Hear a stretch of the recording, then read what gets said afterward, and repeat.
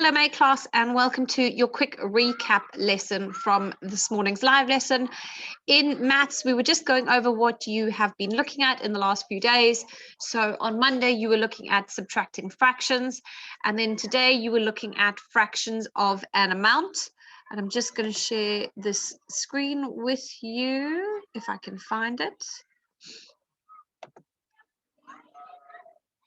Okay, so this is what we were looking at. This was Monday, so we're subtracting fractions and looking at if the base was the same, we could just minus the top number. So the numerator could be minused and the denominator stayed the same. And then Tuesday's maths lesson was looking briefly at fractions of an amount, and we looked at converting the whole number into a fraction and then minusing that to get our answer.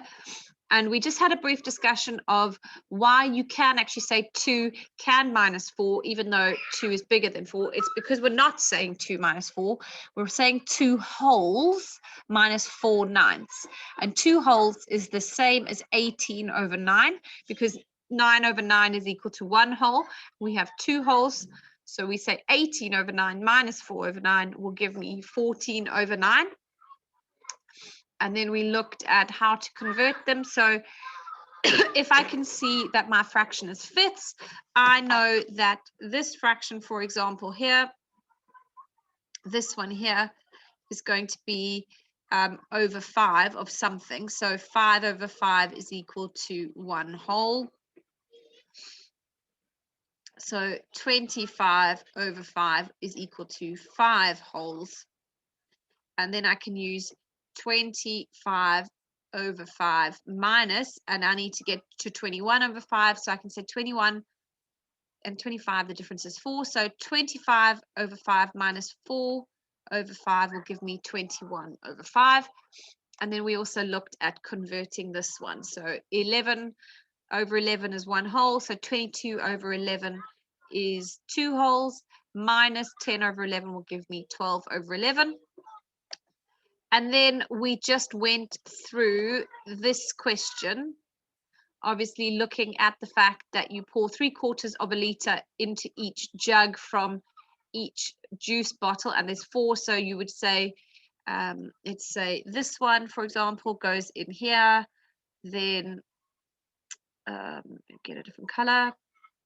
This one, we put 3/4 of this one into this one, and then we do 3/4 of this one into this one.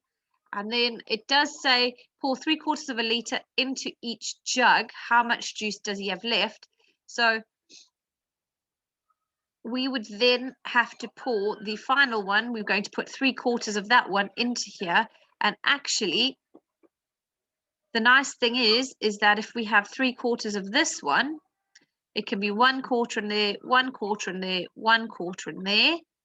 Okay. And that's 3/4 out of the last jar, and then each jar, each juice bottle at least, is left with 1/4. And if we add them all together, we get 4/4, so they're actually left with a whole 1 litre of juice. So that's what we were discussing, and we did go through a few of these examples, just changing our whole number into fractions so that we can subtract them.